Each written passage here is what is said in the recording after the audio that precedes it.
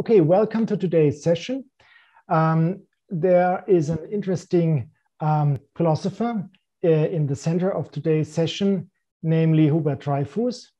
And I can tell you a short story. So this picture was taken by me.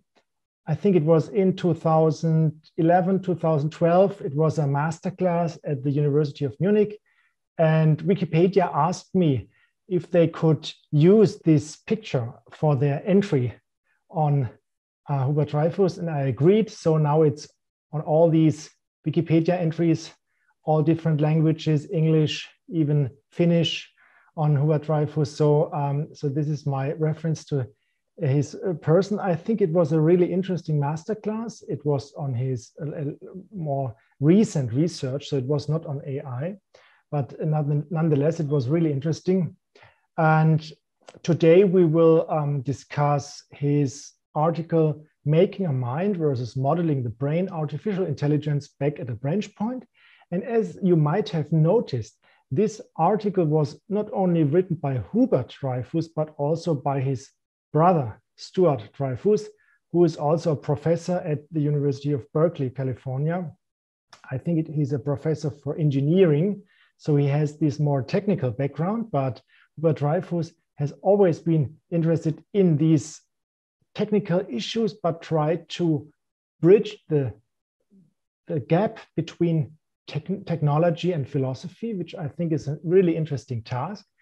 And he has done so from his early beginnings. So here's a picture from his very early book. He is written December 1965, but officially it's from 1964, called Alchemy and Artificial Intelligence. So really early, at his very early stage, he was already concerned with these issues. I mean, he taught at the University of Berkeley at California, so Silicon Valley is not so far away. It's in a way natural to deal with these topics. Then there's another book.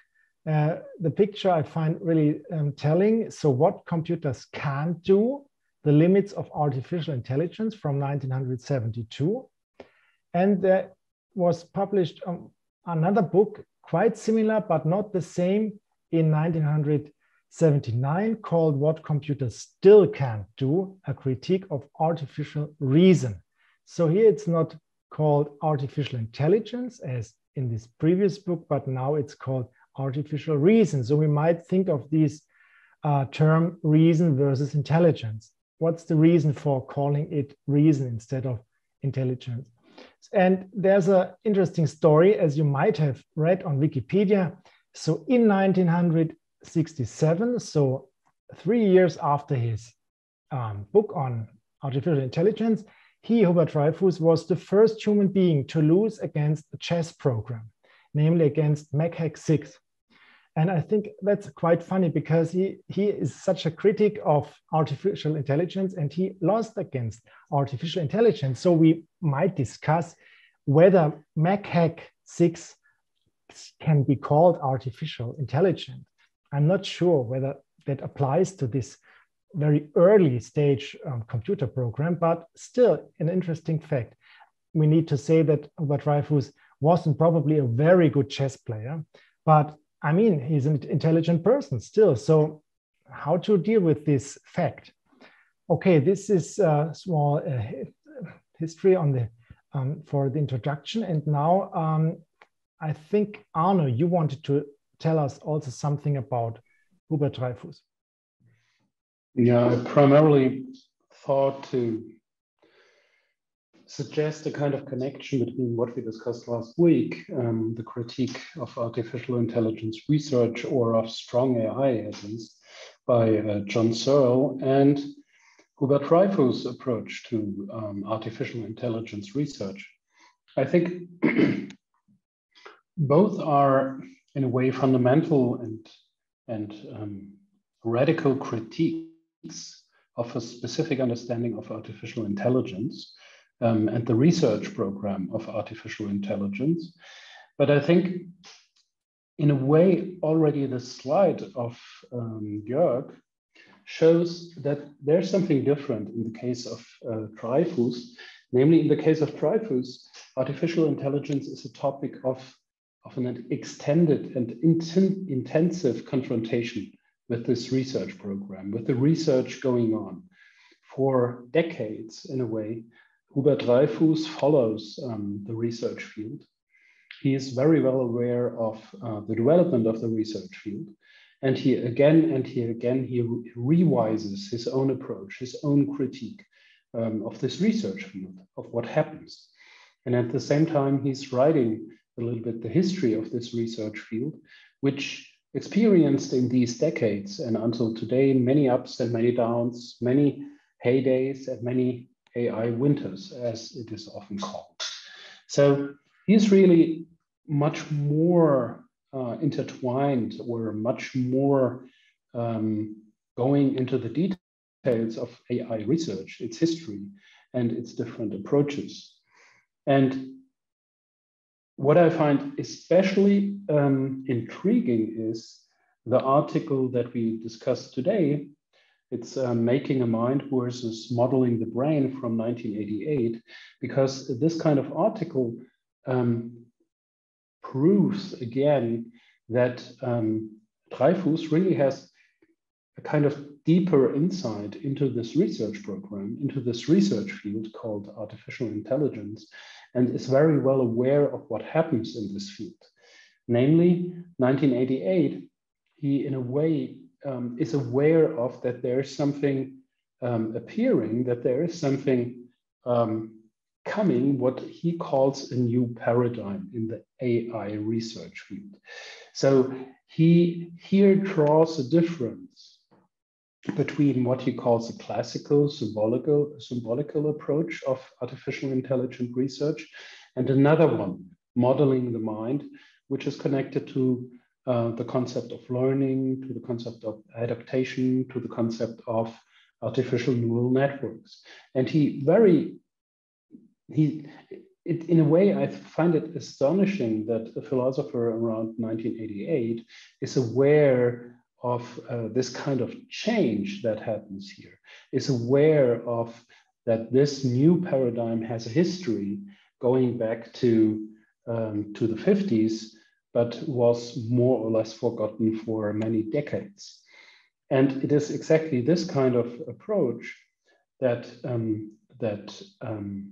Dreyfus is discussing here, in contrast to the symbolic classical approach, what was later called good old-fashioned artificial intelligence.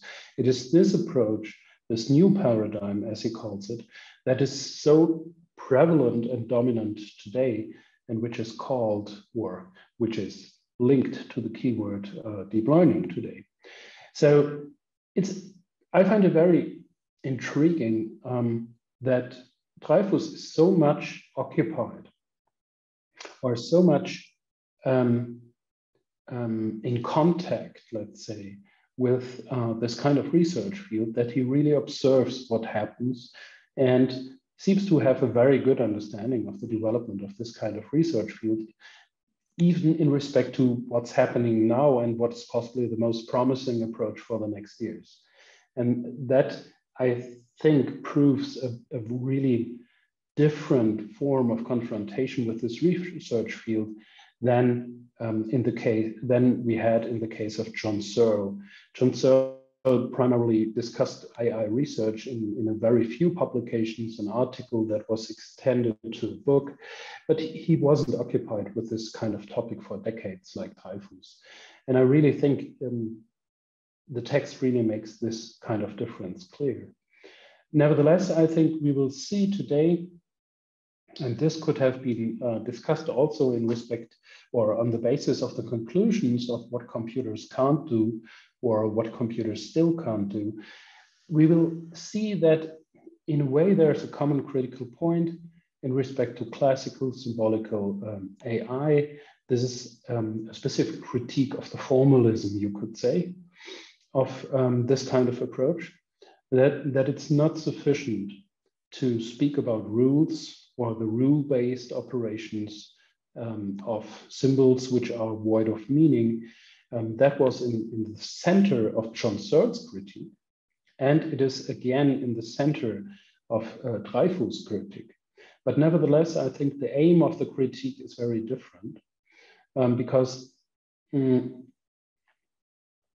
Dreyfus is not addressing something like an ontological difference between the causal powers of something like a chip or some hardware of computers and the brain stuff in the human brain. He's not interested in a question like this, and that was very much in focus in the case of Searle. He's much more interested in the way how,